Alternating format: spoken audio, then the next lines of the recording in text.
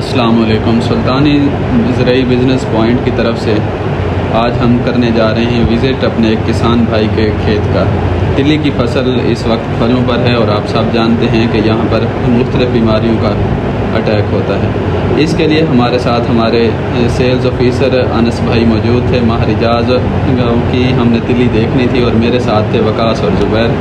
ہم تینوں وہاں سے چل پڑے اور کچھ فاصلہ طے کرنا تھا، اور فاصلے جب ہم سفر میں تھے تو ہم یہی ڈسکس کر رہے تھے کہ کوئی بھی فصل ہو سب سے پہلے اس کی بیماری کی تشخیص کریں، جو کہ ایک اچھے ڈاکٹر کی نشانی ہے۔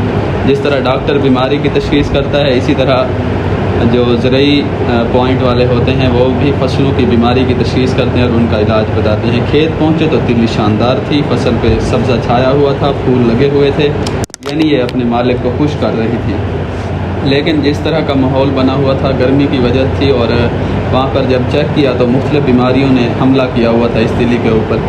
تنے کی سنڈی نے سب سے پہلے ہم نے چیک کیا تو تنے کی سنڈی نے حملہ کیا ہوا تھا اور کافی مقدار میں موجود تھی، تو ہم کسان بھائی کے ساتھ اس کو دیکھتے رہے اور بغور مشاہدہ کیا۔ اس کے بعد ہم نے دیکھا کہ میرٹ بگ کا بھی پورا اٹیک ہے اس کے اوپر۔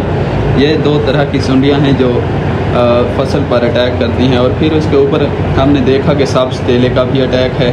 تو فصل جس طرح اس نے پھل لیا ہوا تھا اسی طرح بیماریوں میں بھی گھری ہوئی تھی۔ ممکن تھا کہ اگر ہم دیر کرتے چیک کرنے میں تو یہ بڑا نقصان کر سکتی تھی، لیکن بر وقت پہنچ کر ہم نے تشخیص کی اور دیکھا کہ اپنے کسان بھائی کی فصل کو بچایا جائے۔ اس کے لیے ہم نے مزید گہرائی سے معائنہ شروع کر دیا تاکہ مزید بیماریوں کا بھی پتہ لگایا جا سکے۔ اس کے بعد ہم فصل کے دوسری طرف چلے گئے، جہاں پر ہمارے ساتھ ہمارے کسان بھائی بھی ہماری رہنمائی کر رہے تھے کہ فصل کس طرف ہے۔